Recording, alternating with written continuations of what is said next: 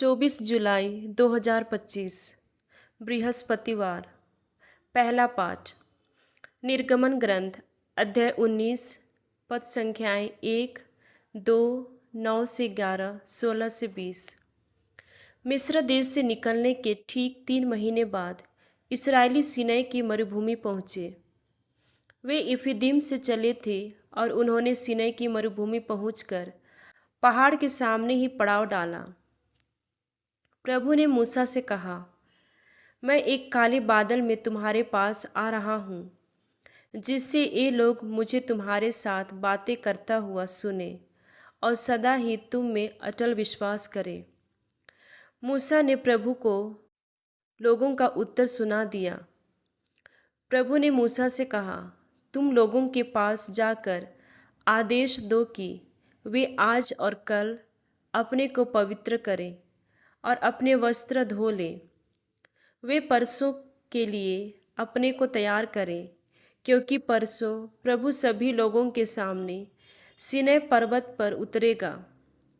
तीसरे दिन प्रातःकाल बादल गरजे, बिजली चमकी, पर्वत पर काले बादल छा गए और तुरही का प्रचंड निनाद सुनाई पड़ा। शिविर में सभी लोग कांपने लगे। तब मूसा ईश्वर से भेंट करने के लिए लोगों को शिविर से बाहर ले गए और वे पहाड़ के नीचे खड़े हो गए। सीनै पर्वत धुएं से ढका हुआ था, क्योंकि ईश्वर अग्नि के रूप में उस पर उतरा था। धुआं भट्ठी के धुएं की तरह ऊपर उठ रही थी और सारा पहाड़ जोर से कांप रहा था। तुरही का निनाद बढ़ता जा रहा था। मूसा बोले और ईश्वर ने उसे मेघ गर्जन में उत्तर दिया। ईश्वर सीनै पर्वत की चोटी पर उतरा और उसने मूसा को पर्वत की चोटी पर बुलाया। प्रभु की वाणी। सुसमाचार। संत मत्ती के अनुसार पवित्र सुसमाचार अध्याय 13 पद संख्याएं 10 से 17। शिष्यों ने आकर यीशु से कहा, आप क्यों लोगों को दृष्टांतों में शिक्षा देते हैं?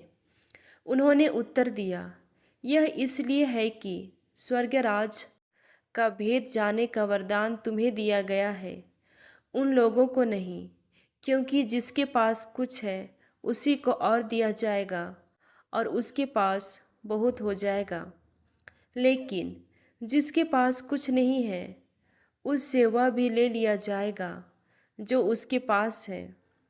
मैं उन्हें दृष्टांतों में शिक्षा देता हूँ, क्योंकि वे देखते हुए भी नहीं देखते और सुनते हुए भी न तो सुनते और न समझते हैं।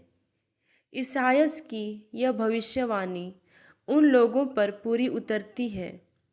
तुम सुनते रहोगे परंतु नहीं समझोगे, तुम देखते रहोगे परंतु तुम्हें नहीं दिखेगा, क्योंकि इन लोगों की बुद्धि मारी गई है। ये कानों से सुनना नहीं चाहते, इन्होंने अपनी आँखों को बंद कर लिया है। कहीं ऐसा न हो कि ये आँखों से देख ले, कानों से सुन ले, बुद्धि से समझ ले, मेरी ओर लौट आए और मैं इन्हें भला चंगा कर दूं।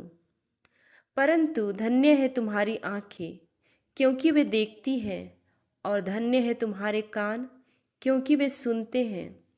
मैं तुम लोगों से कह देता हूँ, तुम जो बातें देख रहे हो उन्हें कितने ही नबी और धर्मात्मा देखना चाहते थे, परंतु उन्होंने उनको देखा नहीं।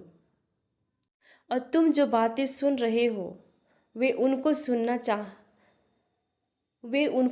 चाहते थे, परंतु उन्होंने उनको सुना नहीं।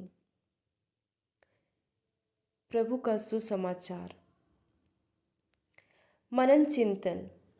सीनै पर्वत पर प्रभु का प्रकट होना ईश्वर की महिमा, पवित्रता और निकटता का अद्भुत दृश्य था। ध्वनि, बिजली, बादल, कंपन के बीच ईश्वर ने अपने लोगों के साथ यह दिखाते हुए कि वह उनसे दूर नहीं बल्कि उनके बीच चलने वाला ईश्वर है, एक विधान की स्थापना की। यह घटना यूँ तो भयभीत करने वाली थी, पर यह हमें बताती है कि पवित्रता और भक्ति के साथ जीवन जीने वाले ही ईश्वर से साक्षात्कार कर सकते हैं। सुसमाचार में यीशु अपने शिष्यों से कहते हैं कि उन्हें स्वर्ग के रहस्यों को समझने की कृपा मिली है, परंतु जिनका हृदय कठोर है वे देख कर भी नहीं देखते और सुनकर भी नहीं समझते। ईश्वर की वाणी सुनने के लिए केवल कान नहीं बल्कि खुला और विनम्र हृदय चाहिए। जैसे सीनै पर्वत पर लोगों को पवित्रता और तैयारी की आवश्यकता थी, वैसे ही हमें भी यीशु के वचनों को ग्रहण करने हेतु आत्मा में तैयार रहना है। प्रभु कहते हैं, धन्य है तुम्हारी आँखें क्योंकि वे देखती हैं, और धन्य है तुम्हारे कान क्योंकि वे सुनते हैं।